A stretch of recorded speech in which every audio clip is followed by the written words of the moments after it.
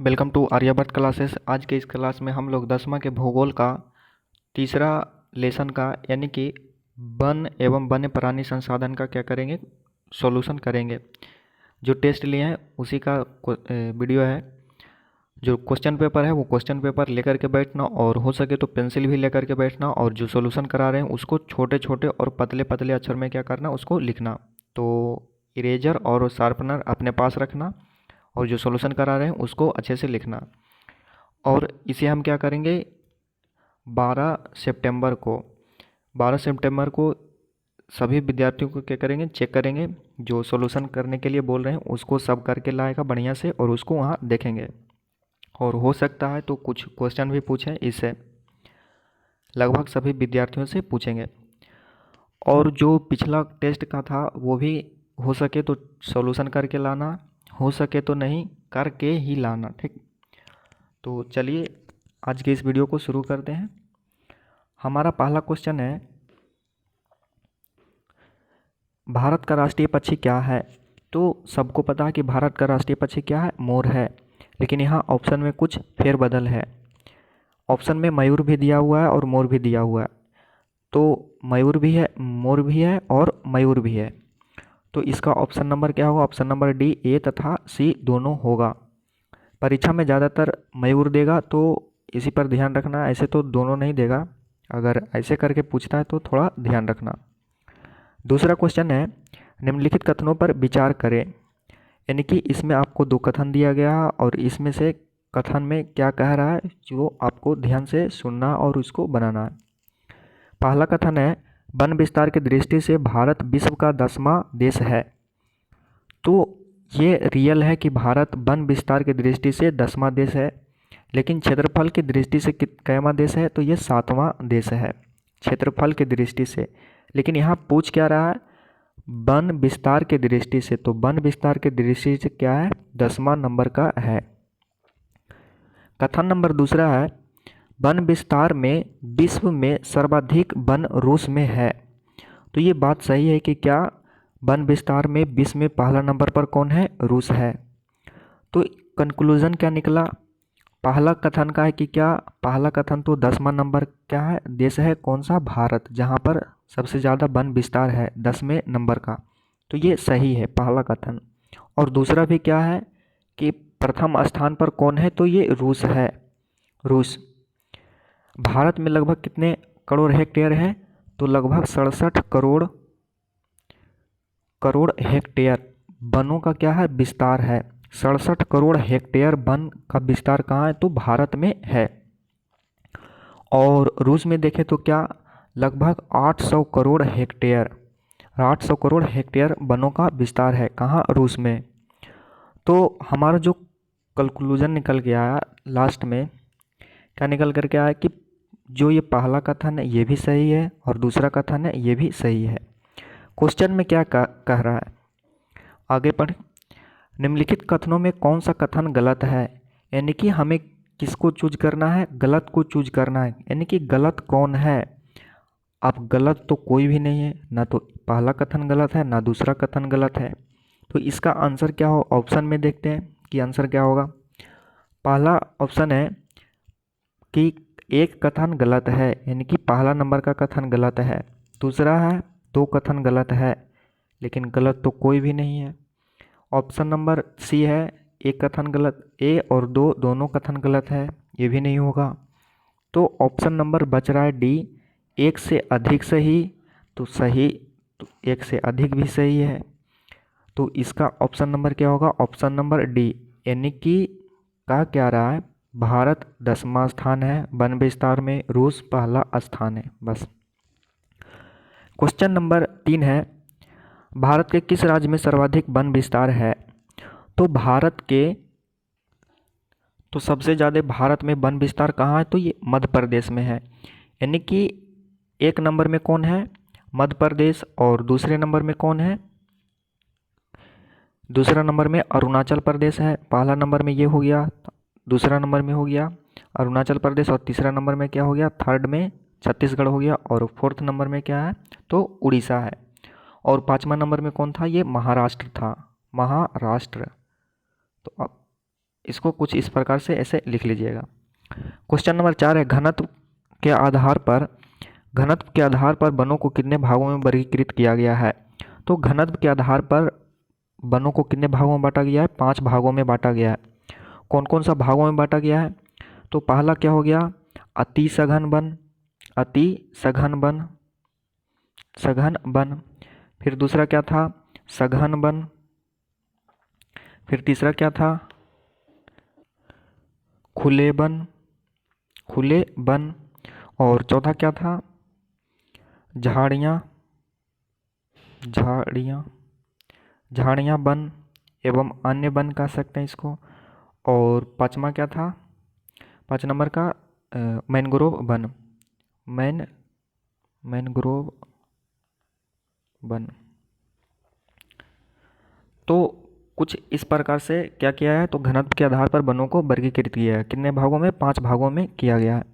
Question number 5 है, किस राज्य में सघन वन का विस्तार नहीं है, यानी कि कौन सा राज्य है जहाँ पर सघन वन नहीं पाए जाते हैं। पहला ऑप्शन है मध्य प्रदेश, दूसरा है उत्तराखंड, तीसरा है हिमाचल प्रदेश। अच्छा, मध्य प्रदेश तो यहाँ तो है ही, क्योंकि सबसे सर्वाधिक वन यहीं पर पाया जाता है, और इन सभी क्षेत्रों में क्या लगभग सघन वन पाए जाते हैं। लेकिन यहाँ पर ऑप्शन नंबर डी में क्या दिया हुआ है, ऑप्शन नंबर डी में है राजस्थान। तो राजस्थान में मुख्य रूप से क्या कटीले वन पाए जाते हैं एवं झाड़ियाँ वन, कटीले एवं झाड़ियाँ वन यहाँ पर पाया जाता है। तो सघन वन का विस्तार राजस्थान में नहीं होगा। क्वेश्चन नंबर 6 है, मैंग्रोव वन का सर्वाधिक विस्तार किस राज्य में है। तो मैंग्रोव वन का विस्तार सर्वाधिक किस राज्य में है, ये पश्चिम बंगाल में है। पहला नंबर पर कौन है, पश्चिम बंगाल। और दूसरा नंबर में क्या है, जस्ट इसके अपोजिट, यहाँ पर पश्चिम बंगाल रहा और यहाँ पर क्या है, गुजरात। तो जस्ट इसके अपोजिट में दूसरा नंबर में है। और तीसरे नंबर में क्या हो गया, ये यहाँ पर एक द्वीप है, कौन सा द्वीप समूह, कौन सा, अंडमान निकोबार। तो यहाँ तीसरा नंबर में है जहाँ मैंग्रोव विस्तार है।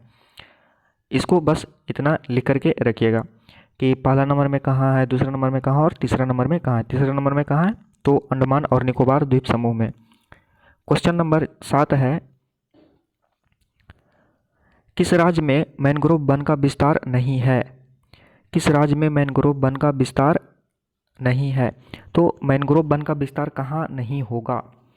अच्छा, मैंग्रोव वन का और भी भिन्न भिन्न प्रकार का नाम था, कौन कौन सा था, तो एक क्या था, डेल्टाई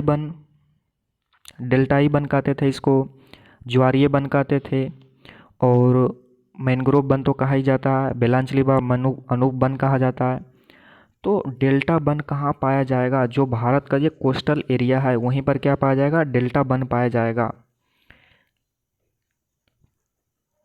तो ऑप्शन में क्या हो गया, जो भी तटीय प्रदेश हैं, जो भी तटीय राज्य है वहाँ पर मैंग्रोव वन पाया जाएगा, और जो तटीय प्रदेश नहीं रहेगा वहाँ पर मैंग्रोव वन नहीं पाया जाएगा।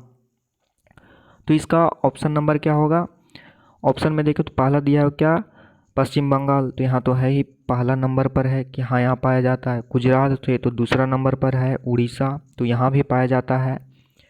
और ये त्रिपुरा, तो त्रिपुरा एक क्या बोल सकते हैं, लैंड लॉक्ड है, कुछ इस प्रकार से बांग्लादेश से 3 ओर से घिरा हुआ है और एक ओर से किससे घिरा हुआ है, तो ये मणिपुर नहीं, मिजोरम और किससे, असम से घिरा हुआ है।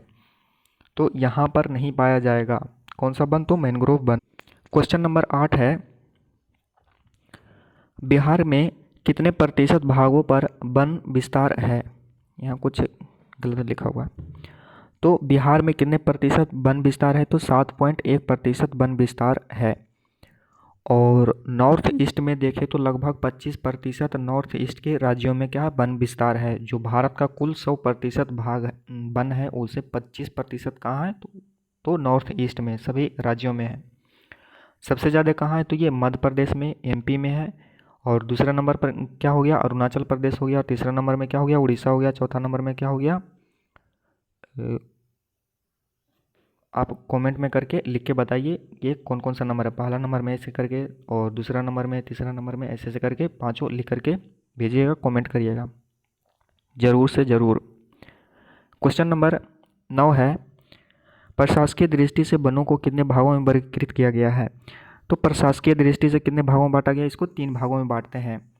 कौन कौन सा, तो पहला क्या हो गया, आरक्षित वन, आरक्षित आरक्षित वन। दूसरा क्या हो गया, रक्षित वन, रक्षित वन। और तीसरा क्या हो गया, अवर्गीकृत वन, वर्गीकृत वन। यानी कि आरक्षित वन, रक्षित वन और वर्गीकृत वन। अच्छा, इन लोगों का नहीं, इन वनों का मतलब महत्व क्या है। तो आरक्षित वन में क्या है कि आरक्षण दिया गया है वनों को। यहाँ पर ना तो कुछ मानव गतिविधि यहाँ पर वर्जित रहता है, यहाँ पर कोई भी मानव गतिविधि नहीं किया जाता है। लेकिन रक्षित वन में क्या होता है, जिन लोगों के पास लाइसेंस है वो वन को काट सकते हैं, पशुचारण कर सकते हैं। अब वर्गीकृत वन मतलब क्या हो गया, यहाँ पर कोई देख रेख करने वाला नहीं है, जिसको जो करना है करो, कोई मतलब नहीं है। तो प्रशासकीय दृष्टि से वनों को कितने भागों में बांटा गया है, 2 भागों में बांटा गया है। और घनत्व के आधार पर कितने भागों में बांटा गया है, 5 भागों में बांटा गया है। कौन कौन सा, तो इसको लिख करके कमेंट में लिखना। क्वेश्चन नंबर 10 है, इस प्रकार के वन जलवायु की दृष्टि से महत्वपूर्ण होते हैं। ये वन कहलाता है। यानी कि कौन सा वन का बात कर रहा है, अभी नहीं पता चलेगा, आगे और पढ़ेगा तभी इसका सटीक आंसर दे सकता है। इनमें ना तो लकड़ियाँ काटी जा सकती है, ना ही पशुचारण होता है। इस प्रकार के वनों में मानव हस्तक्षेप पूर्णतः वर्जित होता है। यह किस प्रकार के वनों का वर्णन कर रहा है, तो जो आरक्षित वन होते हैं। कौन सा वन, आरक्षित वन। इसमें मानव हस्तक्षेप, पशुचारण, कुछ भी क्या रहता है, सब कुछ वर्जित रहता है। तो इसको क्या बोलते हैं, आरक्षित वन बोलते हैं। इसको प्रशासकीय दृष्टि से बांटा गया। पहला नंबर में क्या हो गया, रक्षित वन हो गया, दूसरा नंबर आरक्षित वन हो गया, दूसरा नंबर में क्या हो गया, रक्षित वन हो गया, और तीसरा नंबर में अवर्गीकृत वन हो गया। मैंग्रोव वन का विस्तार कहाँ है सबसे ज़्यादा, पश्चिम बंगाल में। दूसरा नंबर में कहाँ है, गुजरात में। और तीसरा नंबर में कहाँ, अंडमान और निकोबार द्वीप समूह में है। मैंग्रोव वन का अन्य नाम क्या होता है, डेल्टाई वन, ज्वारीय वन, और कौन कौन सा नाम है, तो आप लिख करके कमेंट में करिएगा। क्वेश्चन नंबर 11 है, इस प्रकार के वन में विशेष नियमों के अधीन पशुओं को चराने, सीमित रूप में लकड़ियां काटने की सुविधा दी जाती है। वनों के अत्यधिक नष्ट होने से बचाने के लिए इसकी सुरक्षा की जाती है। तो ये किस प्रकार का वन है, तो ये जो रक्षित वन है, इसमें विशेष प्रकार का क्या प्रावधान किया जाता है कि लकड़ियां काट सकते हैं, वनों को यहाँ पर मवेशियों को चरा सकते हैं, कुछ मात्रा में क्या कृषि भी कर सकते हैं। तो इसका ऑप्शन नंबर क्या होगा, ऑप्शन नंबर बी इसका सही आंसर होगा। क्वेश्चन नंबर 12 है, वनों के ह्रास के कारण निम्नलिखित में से क्या नहीं हो सकते। यानी कि वनों के ह्रास में क्या क्या कारण नहीं बन सकता। पहला ऑप्शन है अति पशुचारण, कृषिगत भूमि का फैलाव, विकासात्मक कार्य, वृक्षारोपण। तो वृक्ष रोपने से वनों का ह्रास नहीं होता, बल्कि वन क्या होते हैं और अत्यधिक मात्रा में बढ़ते हैं। तो इसका ऑप्शन नंबर क्या होगा, ऑप्शन नंबर डी सही आंसर होगा। क्वेश्चन नंबर 13 है, यहाँ चिड़ के प्रकार का सदाबहार वृक्ष है। यहाँ नहीं होना चाहिए, यह होना चाहिए, तो काट करके लिख लेना क्या, यह चिड़ के प्रकार का सदाबहार वृक्ष है। यह एक प्रकार का औषधीय पौधा है जो हिमालय क्षेत्रों में और हिमालय क्षेत्र प्रदेश और अरुणाचल प्रदेश में कई क्षेत्रों में पाया जाता है। इसके छाल, पत्तों, टहनी, जड़ों से टैक्सोल नामक रसायन निकाला जाता है तथा इसे कैंसर के रोगों के उपचार के लिए प्रयोग किया जाता है। यह कौन से पौधा का वर्णन कर रहा है, तो एक पौधा है कौन सा, हिमालयन यव। इसके जो छड़ क्या टहनी होते हैं, पत्ते होते हैं, छाल होते हैं, इसे क्या टैक्सोल नामक रसायन निकालते हैं और उसका उपयोग कहाँ करते हैं, तो ये जो खतरनाक बीमारी है कौन सा, कैंसर के इलाज में इसका उपयोग करते हैं। ओक ये भी क्या है, तो हिमालय वनस्पति है। और ये कौन सा मैंग्रोव, तो मैंग्रोव पता है कि कहाँ पर पाया जाता है और कौन कौन से राज्यों में पाया जाता है, कमेंट में लिखना। क्वेश्चन नंबर 14 है, वन्य जीवों के अधिवास पर प्रतिकूल मानवीय प्रभाव के कौन कौन से कारण हो सकते हैं, यानी कि कौन कौन से कारण है, मानव का कौन कौन सा गतिविधि है जिसके कारण वनों का ह्रास हो रहा है, वहाँ के जो वन्य जीव है, वन्य प्राणी है, उन सबको खतरा हो रहा है। पहला ऑप्शन है प्राकृतिक आवासों का अतिक्रमण, तो ये भी सही होगा।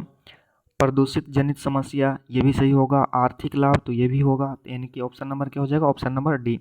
आर्थिक लाभ यानी कि हाथी के दांत को काट करके बेच रहा है, गेंडा की सींग को काट करके बेच रहा है।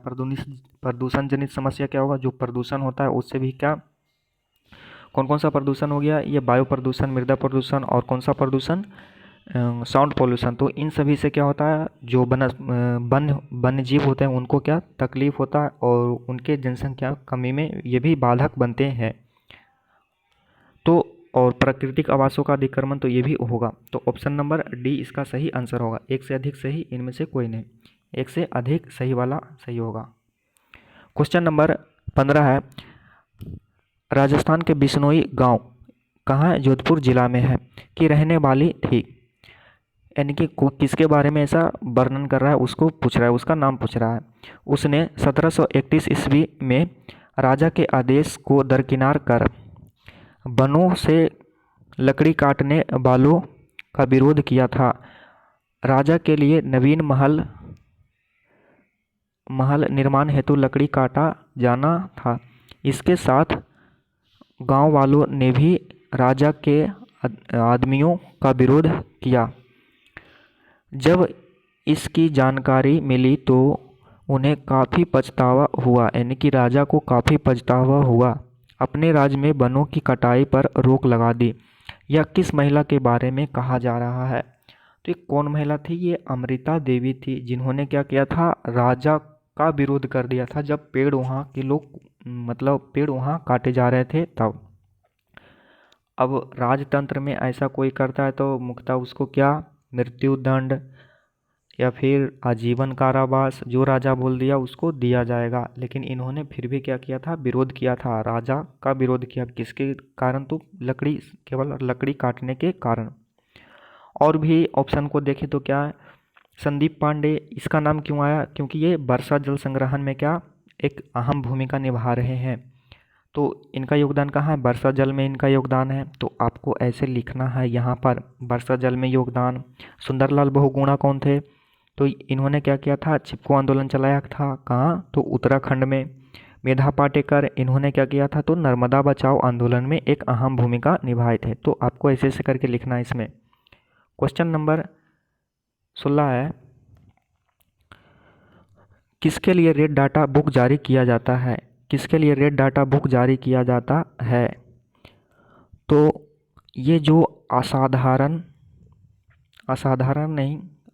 पौधों के लिए क्या जारी किया जाता है, तो एक ग्रीन बुक जारी किया जाता है, ग्रीन बुक।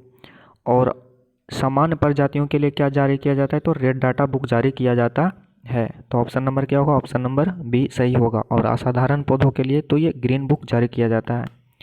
क्वेश्चन नंबर 17 है, निम्नलिखित में से कौन सा संगठन वन एवं वनस्पति सुरक्षा हेतु कार्य नहीं करता है, तो ये जो अंतर्राष्ट्रीय मुद्रा कोष है ये वन जीवों के संरक्षण के लिए कार्य नहीं करता है। तो ऑप्शन नंबर क्या होगा, ऑप्शन नंबर डी इसका सही आंसर होगा। और world wide fund for nature ये भी करता है, विश्व संरक्षण संघ ये भी करता है, और अंतर्राष्ट्रीय प्राकृतिक संरक्षण एवं प्राकृतिक संसाधन संघ ये भी क्या करता है, तो सुरक्षा के लिए कुछ अहम कदम उठाते हैं वन्य जीवों एवं वनस्पतियों के लिए। क्वेश्चन नंबर 18 है, वन्य जीवों को उसके प्राकृतिक आवासों में संरक्षण करने का प्रयास करना क्या कहलाता है, तो जब हम उसके किसको संरक्षण देने का ज़रूरत है, जिसका जनसंख्या कमते जाता है, वो संकटग्रस्त प्रजाति होते थे, उन्हीं को क्या किया जाता है, संरक्षण देने का ज़रूरत होता है, क्योंकि उनकी संख्या लगातार क्या होता है, घटते रहते हैं। तो मान लीजिए ये जंगल है इतना बड़ा, अब इसी में इसको क्या करना है, सुरक्षा प्रदान करना है। तो आप एक मीनिंग जानते होंगे, इन मतलब क्या होता है, में, और एक क्या होता है, आउट, OUT, आउट मतलब बाहर। तो यहाँ आउट नहीं, आप लोग होटल में या फिर कहीं और भी जगह पर जाते होंगे तो वहाँ पर लिखा हुआ एग्जिट। एग्जिट, एग्जिट मतलब क्या, यहाँ से निकलने वाला रास्ता है, और एंट्री होता है क्या, अंदर प्रवेश करने वाला।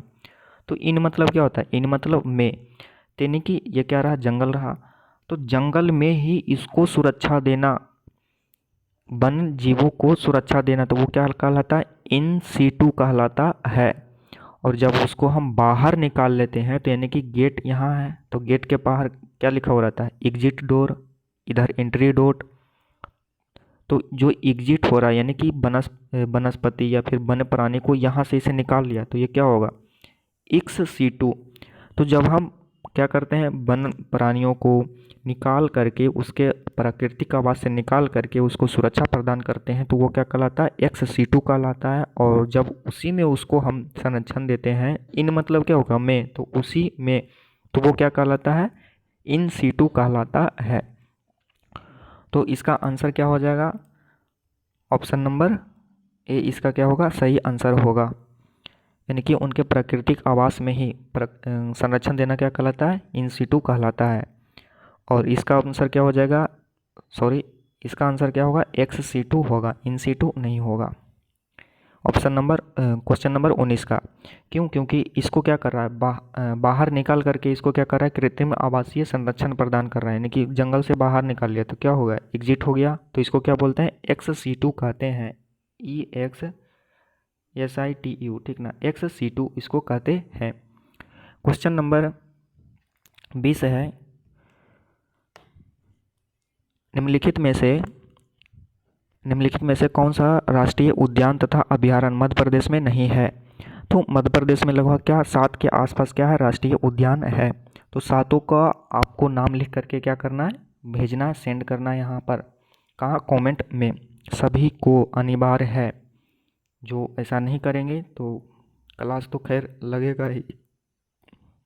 बांधवगढ़ ये भी कहाँ है, मध्य प्रदेश में। माधवगढ़ ये भी कहाँ है, माधव राष्ट्रीय उद्यान ये भी कहाँ है, मध्य प्रदेश में। पन्ना ये भी कहाँ है, तो मध्य प्रदेश में है। लेकिन पूछा हमसे क्या जा रहा है कि मध्य प्रदेश में नहीं है, तो ये क्या है, डलमा, डलमा नहीं है, डलमा कहाँ है, झारखंड में है, झारखंड में। और बाकी का नाम क्या आपको लिख करके भेजना है। और जो ट्रिक बताया गया है तो आपको उसको थोड़ा सा ध्यान में रखिएगा। चलिए यहाँ पर थोड़ा सा रिवीजन करा देते हैं। उसमें क्या था, नाम क्या है, स्टेट का नाम क्या है, मध्य प्रदेश। मध्य मतलब क्या होता है, बीच में, मध्य मतलब बीच में। तो अच्छा, अगर हम बांध बनाएंगे तो कहाँ बनाएंगे, बीच में ही बनाएंगे। ऐसे ये तालाब रहा तो यहाँ पर बांध बनाएंगे तो क्या हो गया, बांध कहाँ बना जाएगा, बीच में, तो यानी कि मध्य में। मध्य मतलब मध्य प्रदेश। कान्हा, तो कान्हा किसके बीच में खेलते थे, तो सहेलियों के मध्य में खेलते, तो कान्हा कहाँ है, ये मध्य प्रदेश में। पेंच है, अच्छा बताओ, स्क्रू कसेगा तो कहाँ कसेगा, बीच में ही कसेगा स्क्रू को। और पन्ना है, तो पन्ना को भी कुछ इस प्रकार से याद रख लेना, ठीक। और इसमें भी 3-4 छूटा हुआ है तो उसको आपको कमेंट में लिखना है। चलिए क्वेश्चन नंबर और कौन सा है, क्वेश्चन नंबर 22, सॉरी अभी 21 बचा हुआ है। क्वेश्चन नंबर क्या है, 21, कान्हा राष्ट्रीय उद्यान भारत के किस राज्य में अवस्थित है। तो ये कान्हा कहाँ है, कान्हा अभी बताएं कहाँ, ये मध्य प्रदेश में है। और भी स्टेट का नाम देखिए क्या है, कर्नाटक है। तो कर्नाटक में भी क्या था, 3-4 था, कौन कौन सा, एक बांदीपुर हो गया, बांदीपुर, और क्या हो गया, भद्रा हो गया, भद्रा, और कौन सा रहा, डंडेली, डंडेली, और कौन सा हो गया, गांधी सागर, गांधी सागर। तो ये कहाँ, कर्नाटक में है। और छत्तीसगढ़ का तो यहाँ पर हम सबको अभी पढ़ना नहीं है 10th में। और मध्य प्रदेश में बता चुके हैं। केरल में क्या है, केरल में 3 था, कौन कौन सा, एक तो पेरियार था, पेरियार, दूसरा क्या था, परम्बिकुलम, और तीसरा कौन है, ये लिख करके भेजना है। ठीक। क्वेश्चन नंबर 22 है, निम्नलिखित राष्ट्रीय उद्यान तथा अभयारण्य में कौन सा कर्नाटक में अवस्थित नहीं है? तो गांधी सागर कर्नाटक में है, बांदीपुर कर्नाटक में है, शरावती कर्नाटक में है, लेकिन जो ये संजय दुबरी है ये कर्नाटक में नहीं है। ये कहाँ है? तो ये मध्य प्रदेश में है, एमपी में, ये मध्य प्रदेश में है। क्वेश्चन नंबर 23 है, भद्रा राष्ट्रीय उद्यान किस राज्य में अवस्थित है? तो ये भद्रा कहाँ है? कर्नाटक में है। क्वेश्चन नंबर 24 है, निम्नलिखित में से कौन सा राष्ट्रीय उद्यान केरल में अवस्थित नहीं है? तो परम्बिकुलम ये केरल में है, पेरियार तो ये भी केरल में है, वायनाड तो ये भी केरल में है, लेकिन ये सिमिलीपाल कहाँ है? तो सिमिलीपाल ये कहाँ है? उड़ीसा में है। कौन सा? सिमिलीपाल कहाँ? उड़ीसा में, तो इसका आंसर क्या होगा? ऑप्शन नंबर डी इसका सही आंसर होगा। क्वेश्चन नंबर 25 है, झारखंड में कौन सा राष्ट्रीय उद्यान एवं वन्य जीव अभयारण्य अवस्थित नहीं है? तो हजारीबाग ये झारखंड में है, पलामू तो ये भी झारखंड में है, डलमा तो ये भी झारखंड में, काजीरंगा तो ये काजीरंगा कहाँ है? तो ये असम में है।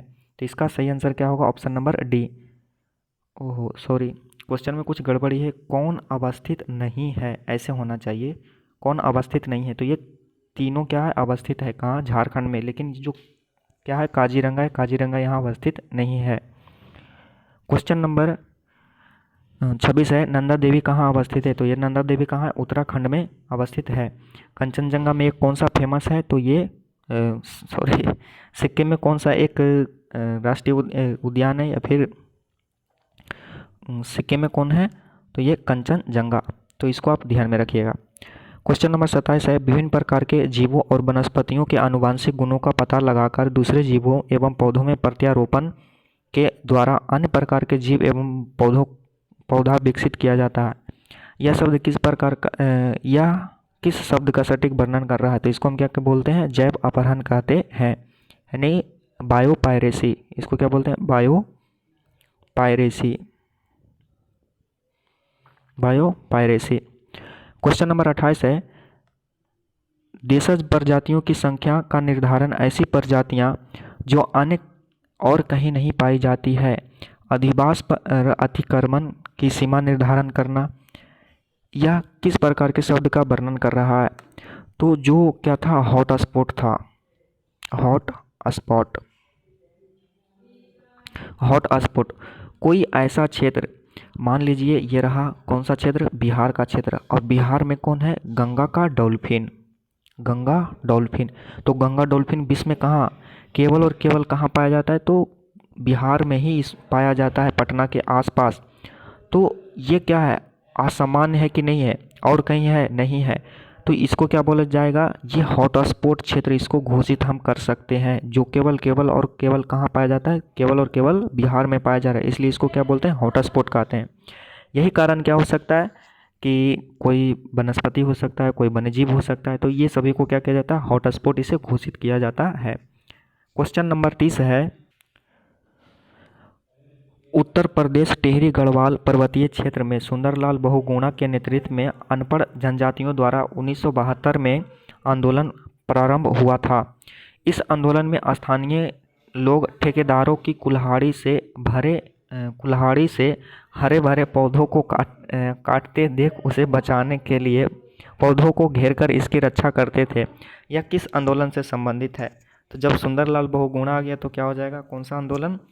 ये चिपको आंदोलन होगा। कहाँ चला था? उत्तराखंड में चला था। और कब चला था? ये 1972 में चला था। अमृता देवी ये कौन थी? तो ये राजस्थान की थी, जिन्होंने क्या किया था? वन्यजीव संरक्षण के लिए यानी कि पर्यावरण आंदोलन चलाया था। प्रथम पर्यावरण आंदोलन जो राजा के खिलाफ था, और राजा ने भी इसकी बात को माना और जो वन कटाव पर क्या लगा दिया था? रोक लगा दिया था। वन्यजीव संरक्षण अधिनियम कब आया था? तो ये 1972 में ही लाया गया था, वन्यजीव संरक्षण अधिनियम। और 1973 में क्या आया था? एक साल बाद ही प्रोजेक्ट टाइगर। नर्मदा बचाओ आंदोलन किसके नेतृत्व में चला था? तो ये मेधा पाटेकर के नेतृत्व में नर्मदा बचाओ आंदोलन चला था। क्वेश्चन नंबर 31 है, भारतीय संविधान के किस धारा तथा किस धारा तथा अनुच्छेद के तहत वन्य जीवों तथा प्राकृतिक संसाधनों के संरक्षण के नियम है? तो ये धारा 21 तथा अनुच्छेद कौन सा 47 हो गया, 48 हो गया, 51 के ए हो गया और जी हो गया। ये सभी क्या करता है? तो वन्य जीव के संरक्षण और उसके संरक्षण एवं प्रबंधन करता है। तो इसका आंसर क्या होगा? ऑप्शन नंबर डी, एक से अधिक सही होगा इसका सही आंसर। धारा 21 भी करता है और ये जो अनुच्छेद है ये सभी क्या करता है? तो वन्य जीवों को संरक्षण के लिए कार्य करता है। ऑप्शन नंबर इसका डी सही आंसर होगा। क्वेश्चन नंबर 32 है, भारत का राष्ट्रीय पशु क्या है? तो ये हमको नहीं लगता कि ये बताने का ज़रूरत है। अगर जिन जिन को नहीं पता है वो नेट पर सर्च मार करके कमेंट में लिखना, और जिसको पता है वो भी कमेंट में लिखना, ठीक। और कैसे लिखेगा? जो नेट पर सर्च मार करके लिखेगा, एन लिख करके उसका नाम लिखेगा, ठीक। मतलब क्या हो गया? इंटरनेट से, और जो अपने मन से बता रहा है वो कुछ नहीं लिखेगा, ठीक।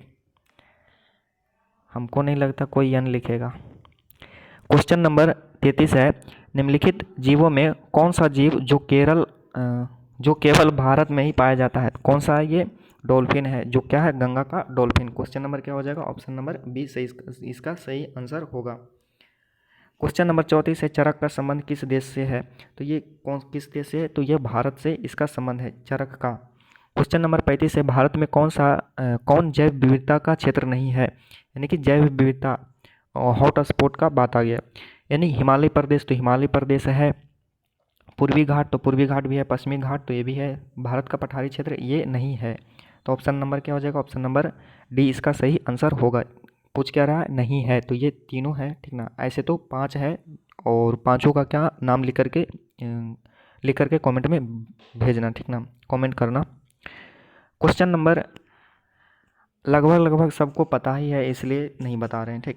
लास्ट में कुछ जो ट्रिक है, कौन सा वन्य जीव संरक्षण अधिनियम और वन्य जीव कहाँ कहाँ है, कौन कौन सा है, वन्य प्राणी, तो इसको हम क्या करेंगे? ट्रिक के साथ इसको बताएंगे। तो अगला क्वेश्चन कौन सा है?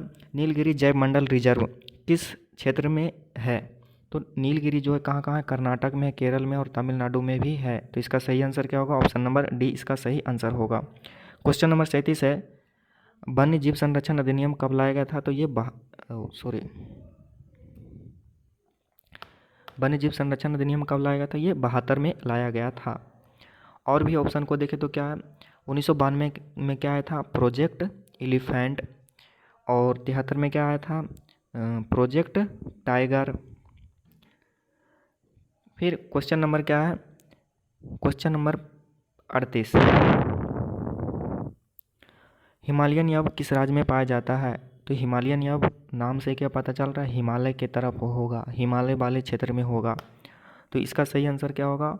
ऑप्शन नंबर इसका अरुणाचल प्रदेश इसका सही आंसर होगा। यहाँ पर बहुतायत में ये हिमालयन यव पाया जाता है। क्वेश्चन नंबर 39 है, मानस नेशनल पार्क कहाँ है? तो ये असम में है। क्वेश्चन नंबर 40 है, किसके द्वारा इन सिटू संरक्षण को प्राथमिकता के आधार पर हॉट स्पॉट की पहचान पर जोर दिया गया था? तो ये कौन था? ये नॉर्मन मायर्स था। Norman Myers. तो इसका सही आंसर क्या होगा? ऑप्शन नंबर बी इसका सही आंसर होगा, नॉर्मन मायर्स। और भी ऑप्शन को देखें तो ये पीटर नॉर्मन कौन था? तो ये सिविक्स में पढ़े थे क्या कि इनके साथ क्या हुआ था? रंगभेद की नीति अपनाया गया था, ठीक ना। पीटर नॉर्मन ये था कहाँ का? तो ये ऑस्ट्रेलिया का था, लेकिन इन्होंने क्या किया था? बस उसका विरोध किया था, पीटर नॉर्मन। जिमरमैन ये कौन था? तो ये इन्होंने क्या बोला था कि संसाधन होते नहीं, संसाधन बना करते हैं। टॉमी स्मिथ और जॉन कार्लोस, तो इनके साथ क्या हुआ था? भेदभाव हुआ था। कब? तो 1968 का ओलंपिक, मैक्सिको ओलंपिक में इनके साथ क्या हुआ था? भेदभाव हुआ था। कैसा भेदभाव हुआ था? कहानी पता होगा आप सबको। क्वेश्चन नंबर 41 है, वन जीवों एवं वनस्पतियों की कालाबाजारी का एक प्रमुख केंद्र कौन सा है? तो ये कौन है? ये चाइना है, चाइना, ठीक। यहाँ पर सबसे ज़्यादा क्या किया जाता है? जो वन्य जीव हैं, ठीक ना, उनके सींग को, उनके छाल को, रंग बिरंगे तितलियों को क्या करते हैं? तितली, पक्षी सभी को क्या करता है? कालाबाजारी कर करके कहाँ? चीन में रखा जाता है। यानी स्मगलिंग का काम सबसे ज़्यादा होता है। कौन सा? वन्य जीव एवं वनस्पतियों का। कहाँ? चीन में। क्वेश्चन नंबर 42 है, प्राकृतिक संसाधनों के संरक्षण 1968 में कौन सा कन्वेंशन हुआ था? तो ये अफ्रीकी कन्वेंशन हुआ था। और भी इसमें बहुत सारा ऑप्शन है, कौन सा दूसरा, यानी कि इसका आंसर क्या हो जाएगा? अफ्रीकी कन्वेंशन इसका सही आंसर होगा। और बेटलैंड कन्वेंशन कब हुआ था? ये 1971 में हुआ था। कहाँ? ईरान में हुआ था। क्वेश्चन ऑप्शन नंबर क्या है? न्यूयॉर्क। न्यूयॉर्क ये है कहाँ? अमेरिका में। तो अमेरिका में दूसरा पृथ्वी सम्मेलन कब हुआ था? पहला हुआ था 92 में, 1992 में। दूसरा कब होगा? 1997 में। तो 1997 में न्यूयॉर्क में दूसरा पृथ्वी सम्मेलन हुआ था। इसको क्या +5 सम्मेलन भी कहते हैं। और रियो डी जेनेरियो ये कहाँ है? तो ये ब्राज़ील में है। और ब्राज़ील में क्या हुआ था? पहला पृथ्वी सम्मेलन हुआ था। क्वेश्चन नंबर 43 है, संविधान की धारा 21 का संबंध है। तो ये किससे संबंधित है? वन्य जीवन तथा प्राकृतिक संसाधनों के संरक्षण से ये संबंधित है। क्वेश्चन नंबर 44 है, पेड़ एक विशेष असीमित दयालु और उदारपूर्ण जीवधारी है जो अपने सतत पोषण के लिए कोई मांग नहीं करता। बात भी सही है। और दानशीलता पूर्वक अपने जीवन की प्रक्रियाओं को व्यक्त करता है। यह सभी की रक्षा करते हैं और स्वयं पर कुल्हाड़ी चलाने वाले पर भी छाया प्रदान करता है। ये कौन कहे थे? तो ये गौतम बुद्ध के द्वारा कहा गया था। और गांधी जी ने क्या बोला था? इसका सही आंसर क्या होगा? ऑप्शन नंबर बी सही इसका सही आंसर होगा। और गांधी जी ने क्या कहा था कि अगर हमारे पास पेट भरने के लिए बहुत कुछ है लेकिन पेटी भरने के लिए नहीं। और इसको सब अलग अलग तरह से भी बताता है। पंडित जवाहरलाल नेहरू, तो इनका एक फेमस है क्या कि आधुनिक भारत का बांध क्या है? मंदिर है। और जिमरमैन क्या बोला था कि संसाधन होते नहीं, संसाधन बना करते हैं। क्वेश्चन नंबर 45 है,